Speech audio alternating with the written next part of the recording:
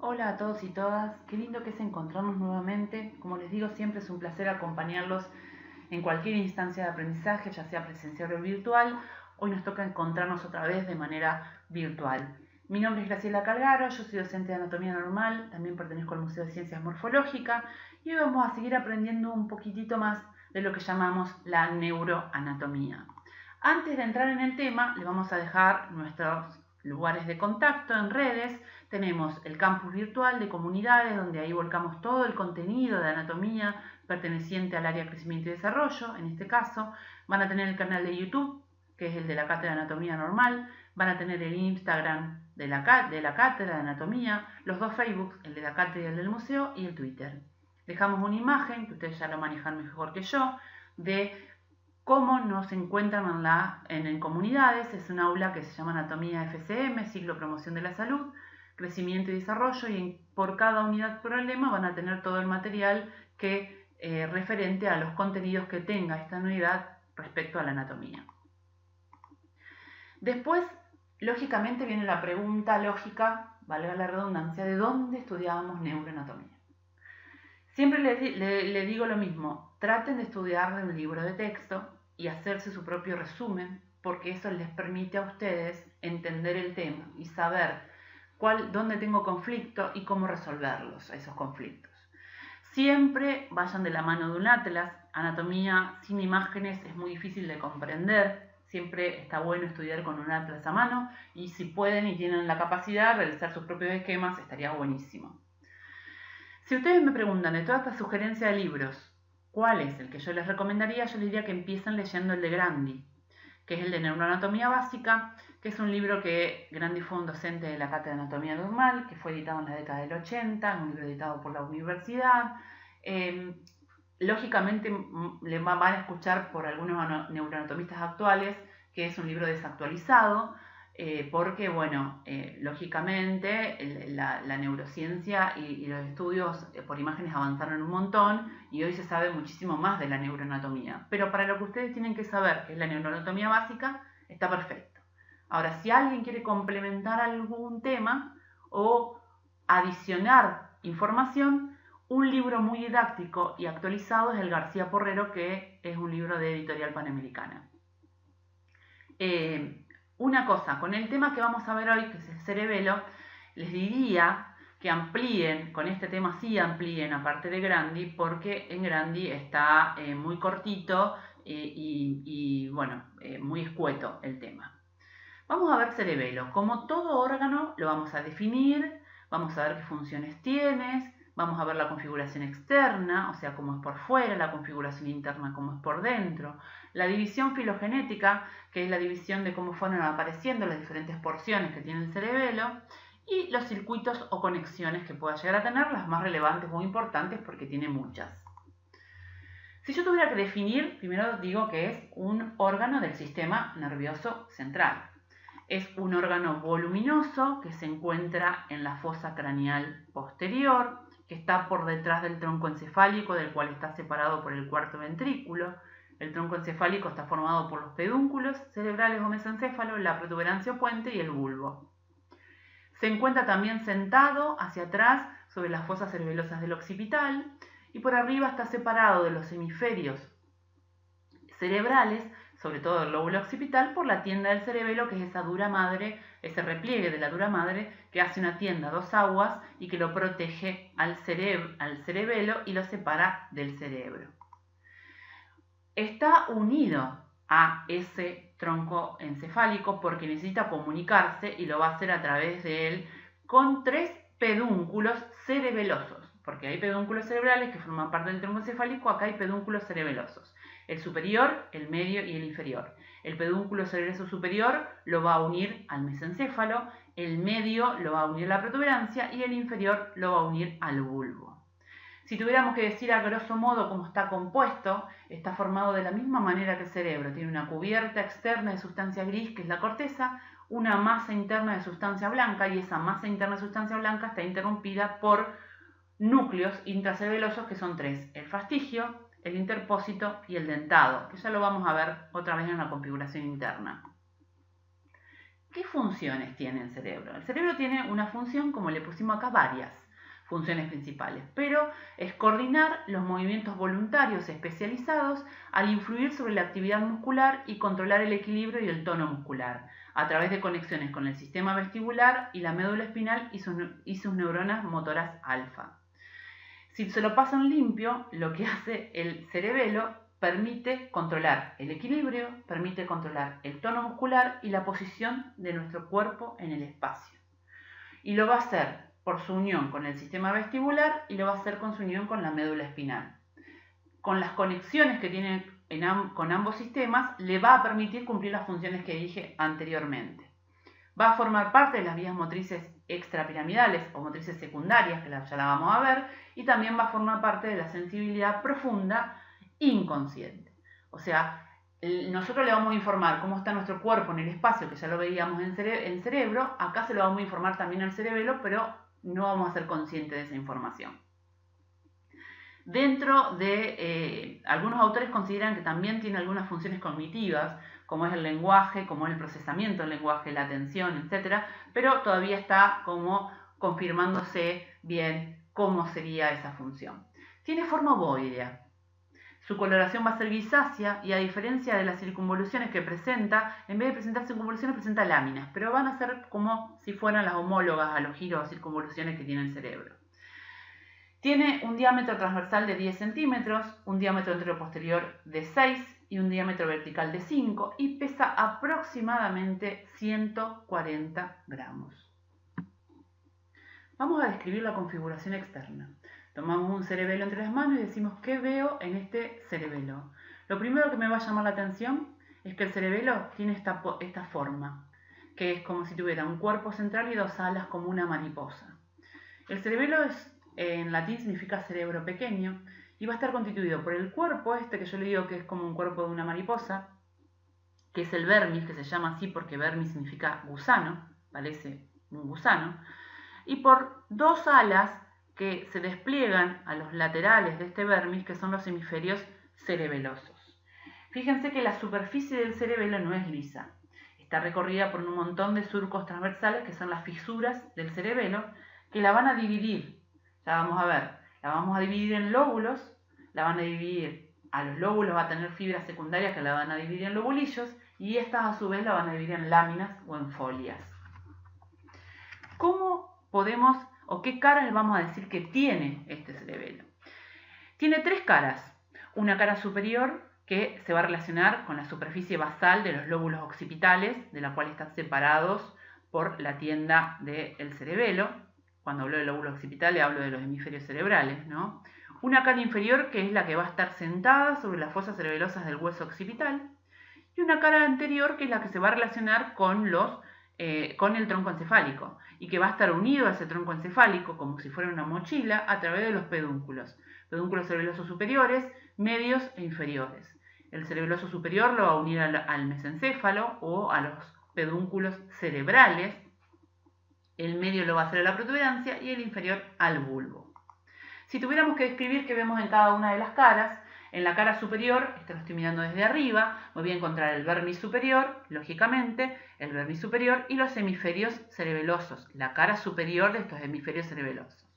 ¿Qué otra cosa me llama la atención? Que voy a encontrar una cisura o una fisura que va transversal, de borde a borde, que va a ser la fisura prima, que me va a dividir el lóbulo anterior, lo que esté por delante, y lóbulo posterior, lo que esté por detrás. Y también va a tener una fisura horizontal, que no va a ser tan pronunciada como la anterior, pero que me va a dividir las caras de este cerebelo. Esta va a ser cara superior y lo que está acá abajo va a ser cara inferior. Si me voy a la cara inferior, lo que me va a llamar la atención es que voy a encontrar una hendidura muy profunda, que lo voy a llamar valécula del cerebelo, y en el fondo me voy a encontrar la cara inferior del vermis. A los lados me voy a encontrar la cara inferior de los hemisferios, y en la cara interna de esos hemisferios me encuentro estas dilataciones que se llaman amígdalas cerebelosas, que forman parte de los hemisferios y que es importante tenerlas presentes porque tienen contacto directo o relación directa con el bulbo raquídeo. O sea, delante de las amígdalas está el bulbo raquídeo. Entonces, cualquier causa de aumento de la presión intracraniana, ya sea por una hemorragia o por un tumor, hay riesgo de que estas amígdalas tiendan a herniarse, a salir. Y al herniarse van a comprimir al bulbo. Y en el bulbo me voy a encontrar los núcleos que controlan la función cardíaca y respiratoria y pueden generar la muerte del paciente por un paro cardiorrespiratorio. Y por último, la última cara, que es la cara anterior, hagan de cuenta que lo estoy mirando, yo soy el tronco encefálico, y el tronco encefálico lo que ve es esto, ve el vermis superior, la porción inicial del vermis superior y la porción del vermis inferior. En el medio ve una hendidura, que es el techo del cuarto ventrículo. El cuarto ventrículo también es un ventrículo al que circula el líquido cefalorraquídeo, que está conectado con el tercero y está conectado con el espacio subaracnoideo. A los lados me voy a encontrar las masas de los pedúnculos cerebelosos, porque nacen en una masa única y después se dividen en superiores, medios e inferiores. Los superiores van a estar unidos por este puente que se llama velo medular superior, y los inferiores van a estar unidos por lo mismo, por un velo medular inferior, que no lo voy a ver porque lo seccioné. También me va a llamar la atención que por delante del vermis inferior me encuentro también una estructura redondeada que se llama nódulo, que está unida a dos estructuras laterales que son los flóculos por medio de una comisura que se llama comisura o pedículo o pedúnculo del flóculo, ¿sí? Y también voy a encontrar el inicio de la fisura horizontal y el inicio de la fisura prima, ¿sí? Todo eso es lo que yo puedo ver en la cara inferior. Esto le sacamos las meninges que recubren y podemos ver cómo está dividido en láminas por esas fisuras transversales. En láminas, primero lo dividen en lóbulos, después en lobulillos y los lobulillos en láminas, ¿sí? Eso es para ver la disposición de por qué tiene esas filas o hileras que van, o líneas que van desde borde a borde del cerebelo. Por último, al cerebelo en la configuración externa lo podemos dividir de dos maneras. Hay una división morfológica y la división filogenética, que aparte de ser morfológica también es funcional. Esta división morfológica es meramente descriptiva. Para ello hay que destacar que el cerebelo está recorrido en su superficie por fisuras que ya las estuvimos viendo. Hay dos fisuras profundas que me van a dividir al cerebelo, en tres lóbulos. La fisura prima, que ya la vimos que es transversal, que la veíamos en la cara superior, y que todo lo que esté por delante es lóbulo anterior y todo lo que esté por detrás es lóbulo posterior. Y la fisura posterolateral, que es una fisura pronunciada que sigue el contorno inferior del lóbulo flóculo nodular en el límite entre la cara inferior y la cara anterior. Y ahí tenemos los tres lóbulos: lóbulo anterior, lóbulo posterior y el lóbulo flóculo nodular. Cada uno de estos lóbulos incluye una porción del vermis y otra que forma parte de los hemisferios cerebelosos. La porción del vermis que corresponde a cada lóbulo se subdivide en segmentos a los que generalmente se asocia un par de lobulillos situados en los hemisferios. La subdivisión de cada uno de estos lóbulos viene determinada por la existencia de esas fisuras transversales de menor profundidad, es decir, fisuras secundarias, que los dividen en lobulillos. Los primeros anatomistas a esa división le dieron nombres, que siguen estando en la nomenclatura clásica, pero la terminología actual que se usa en las descripciones de las neuroimágenes funcionales considera que los lóbulos cerebelosos se pueden dividir en un total de 10 lobulillos que se denominan en números romanos. Entonces vamos a unir ambas, la clásica con la actual. La clásica decía que el vermis tenía la porción más superior, o más, la primera era la língula. Después tenía el lóbulo central, el culmen, el declive, el folium, el tuber, la pirámide, la úvula y por último el nódulo. Con este se unen, porque acá lo desplegué, lo abrí las alas de la mariposa para ver todas las estructuras. Y decían que a la língula no le correspondía ninguna porción del hemisferio, pero al lóbulo central le corresponden las alas del lobulillo central. Al culmen le corresponde un lobulillo que se llamaba cuadrangular, al declive el lobulillo simple, al folium el lobulillo semilunar superior, al tuber le corresponden dos lobulillos, el semilunar inferior y el lobulillo grácil, al a la pirámide el lobulillo digástrico, y a la úvula las amígdalas, y al nódulo el flóculo. Ahora bien, ¿qué veo? ¿Cómo la uno a la nueva, a la actual? Que dice que hay 10 lobulillos en números romanos. A la língula le corresponde el 1, al lóbulo central el lobulillo 2 y 3, al culmen el 4 y el 5, al declive el 6, al folium el 7A y al tuber el 7B, a la pirámide el 8, a la úvula el 9 y al nódulo el 10. Esto es importante y porque está pintado en diferentes colores, porque acá pusimos qué le corresponde a cada lóbulo del vermis y qué le corresponde a cada lóbulo de los hemisferios. Entonces yo ya sé que la fisura prima me lo dividía en un lóbulo anterior y en un lóbulo posterior, y la fisura posterolateral me lo dividía en el lóbulo posterior del lóbulo flóculo nodular. Pero también, y acá tengo la fisura horizontal o el surco de Vic-Dassir, que me dividía la cara, todo lo que estaba por delante era la cara superior y todo lo que estaba por detrás era la cara inferior. Por eso el lobulillo semilunar que corresponde al folium es el semilunar superior y al tuber es el semilunar inferior. A su vez hay lobulillos secundarios, fisuras secundarias que me separan estos lobulillos.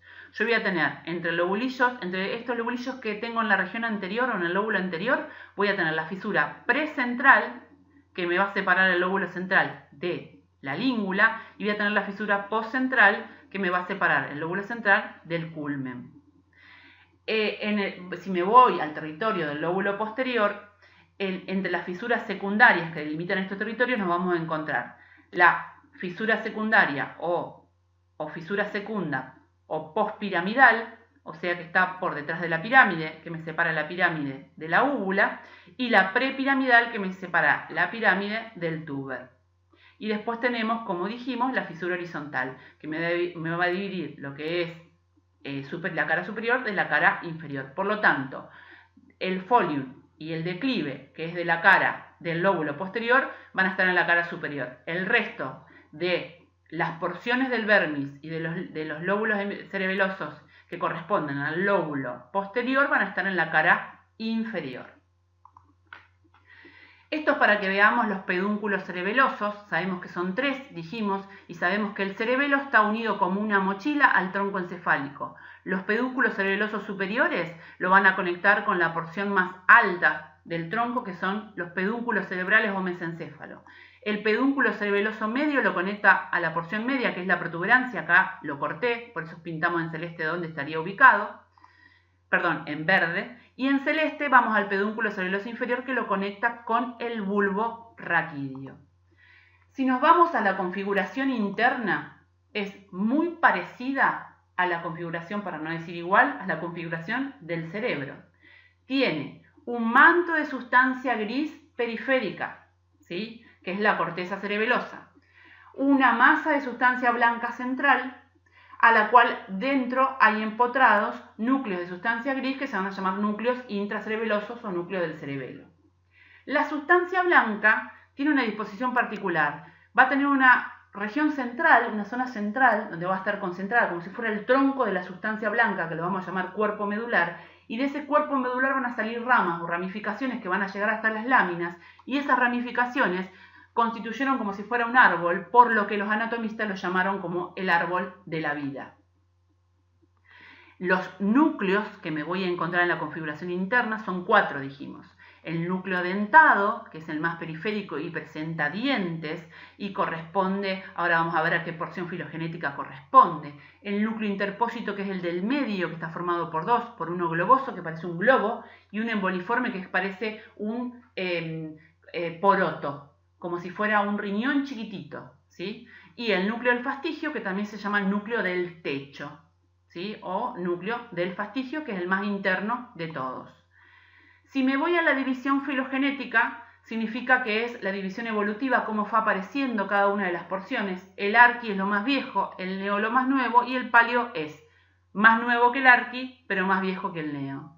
El arqui se va a encargar del equilibrio, de la posición de la cabeza en el espacio. Su núcleo intracerebeloso es el núcleo del fastigio o del techo, y va a estar conectado con los núcleos vestibulares porque es el oído, la parte vestibular del oído la que va a tener la conexión con el arqui para poder mantener el equilibrio y la posición de la cabeza en el espacio. El paleocerebelo que mantiene el tono y la postura muscular. El núcleo va a ser el interpósito que está formado por el globoso y el emboliforme. Y va a estar conectado con la médula espinal, sobre todo con los haces espinocerebelosos, que van a traer la sensibilidad profunda inconsciente, y también con un núcleo parolivar vulvar que se encuentra a nivel del bulbo raquídeo. Y el neocerebelo se encarga de las habilidades y destrezas aprendidas, o sea, de aquellas habilidades que yo adquiero y que después no tengo que pensar cómo tengo que hacer. Si yo puedo andar en bicicleta y hablar al mismo tiempo, no tengo que pensar, tengo que mover el pie, ahora tengo que mover la mano, tengo que mover el pie, y así lo mismo que a tocar un instrumento, y puedo cantar y tocar el instrumento al mismo tiempo. El núcleo intracerebeloso es el núcleo dentado y tiene como conexiones los núcleos del puente, que ya habíamos dicho que están en la protuberancia, la oliva vulvar, que está en el bulbo raquídeo, igual que el núcleo arcuato, el núcleo rojo, que está en el mesencéfalo, en los pedúnculos cerebrales, y el tálamo óptico, que ya vimos que es una porción del diencéfalo. Entonces, la división filogenética nos permite el arqui mantener el equilibrio, el paleo la postura y el neo las habilidades aprendidas. Por último, vamos a hablar de los circuitos o conexiones del cerebelo. ¿Qué son esos circuitos o conexiones? Son todas las aferencias que recibe el cerebelo y las eferencias que salen dando la respuesta a la información desde el cerebelo a la periferia. Primero hay que tener en cuenta una cosa: todas las aferencias que lleguen al cerebelo van a hacer sinapsis primero en la corteza, de ahí van a salir axones que van a ir a los núcleos correspondientes, y de los núcleos van a salir axones que van a constituir esas vías eferentes. Nosotros yo les dije hoy que la división filogenética, que dividían arqui, paleo y neo, estaba medio en desuso para la parte morfológica, o sea, para el diagnóstico por imágenes. Pero nosotros, como queremos que ustedes entiendan la funcionalidad básica del cerebelo, porque es bastante compleja, la vamos a dejar a esta división. Entonces vamos a decir que el arqui, que es la porción más vieja, como dijimos, la más antigua, que se halla funcionalmente comprometida con el sentido del equilibrio, específicamente con la posición de la cabeza en el espacio, que su núcleo intracerebeloso era el núcleo del fastigio o el techo, y que lógicamente los núcleos vestibulares, que son los que van a censar a nivel del tronco encefálico la información que venga del oído, del órgano vestibular, son los encargados de tener la conexión con esta porción del cerebelo.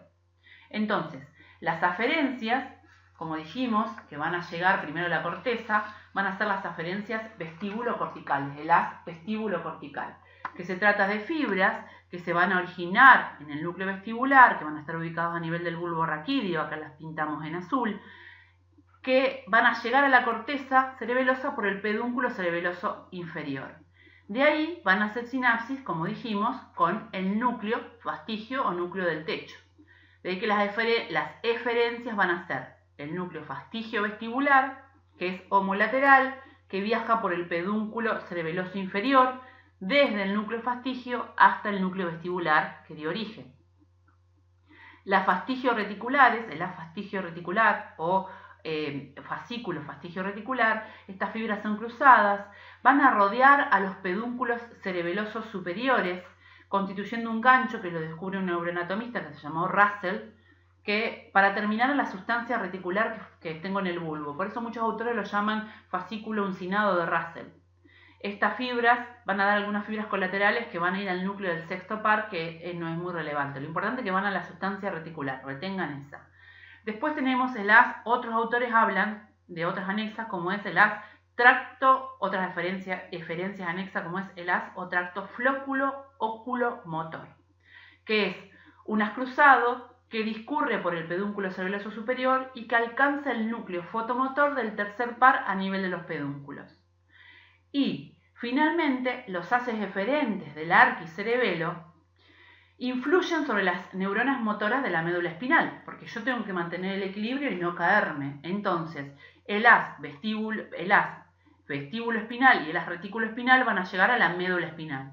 ¿De dónde van a venir? Y van a venir del núcleo vestibular, que ya llegó la información trayéndola del núcleo fastigio, y del retículo espinal, que ya llegó a la sustancia reticular, trayéndola también la información, el núcleo fastigio, hasta la sustancia reticular, y después continúa como haz retículo espinal. De esta manera, ¿Qué va a hacer? Mantener el equilibrio, participando del control de la respuesta motora, no solamente de los músculos en general, sino también de la respuesta motora a nivel ocular. Esto con respecto al arqui.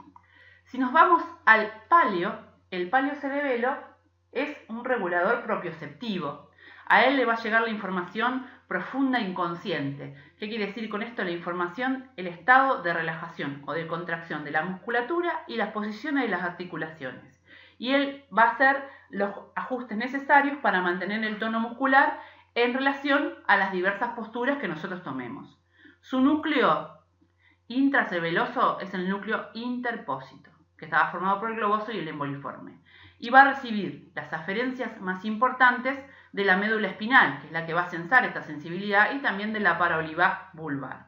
En la médula espinal va a haber dos núcleos que van a dar origen a los haces más importantes, que son estos dos primeros que marcamos acá, que tienen el mismo color, no lo expliqué en la anterior, tienen el mismo color que los haces dibujados acá. No le pusimos un esquema con todos los haces porque sería complicado y la idea es que ustedes retengan la funcionalidad que tiene cada una de las porciones y cómo se conecta.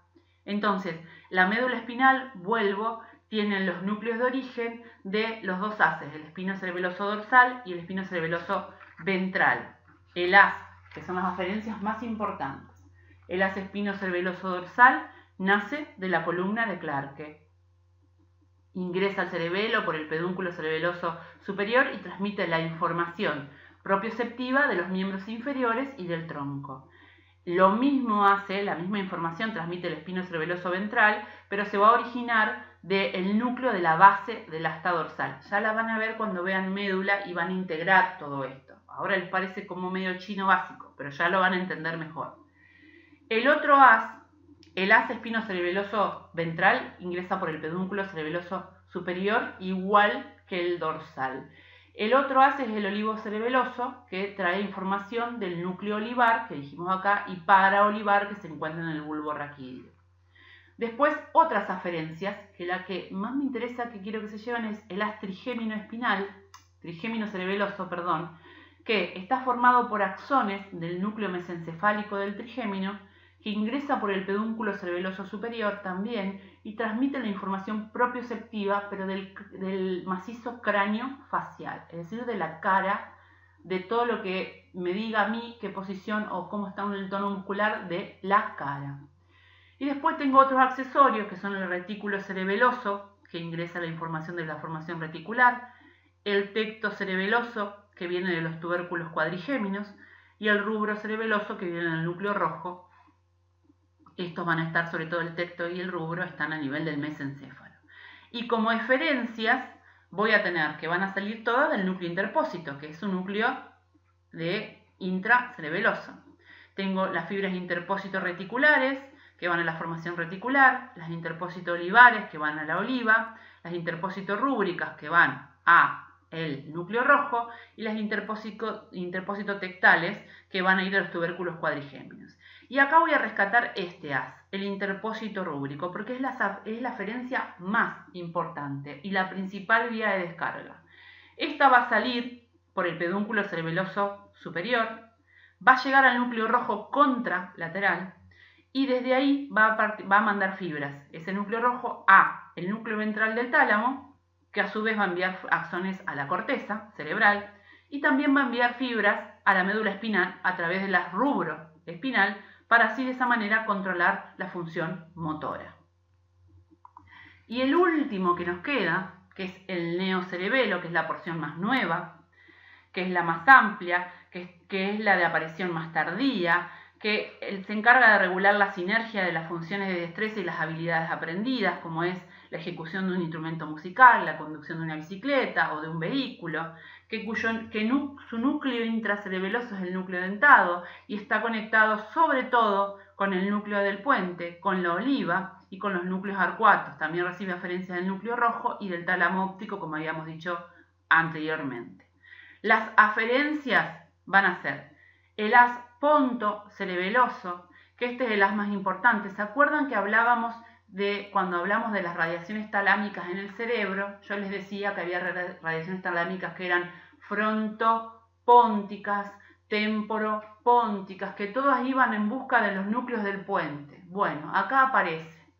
Este haz pontocerebeloso viene de los núcleos del puente que recibió la información de todas las cortezas, del lóbulo frontal, del lóbulo parietal, del lóbulo temporal, del lóbulo occipital. La información que transportan comprende todos los aspectos funcionales de la corteza, como son la planificación de los movimientos, las órdenes motoras, la información visual, la información emocional, etc. Esta es la referencia más importante. Después tengo el olivo cerebeloso, que ya lo vimos, que nace de las olivas, y el arcuato cerebeloso, que tiene una función parecida a los núcleos del puente. Y las eferencias son dos. La dentorrúbrica, o sea que van desde la corteza, van al núcleo dentado, del núcleo dentado van a salir fibras dentorrúbricas. Las dentorrúbricas son fibras que van desde el núcleo dentado al núcleo rojo contralateral, y desde ahí van a ir al tálamo y del tálamo a la corteza, y las dentotalámicas van directamente al tálamo sin pasar por la corteza, y desde ahí van a ir desde el tálamo van a ir a las cortezas de los lugares que le dio origen, o sea, de la corteza de todos los otros, de las cortezas de los lóbulos que fueron primero los núcleos del puente, o sea que van a ser las aferencias córtico-póntico-cerebelosas. Bueno, espero que les haya servido. Muchísimas gracias por prestarme atención y bueno, estoy para lo que necesiten y ya nos vamos a seguir encontrando para seguir aprendiendo esta hermosa disciplina que es la anatomía normal.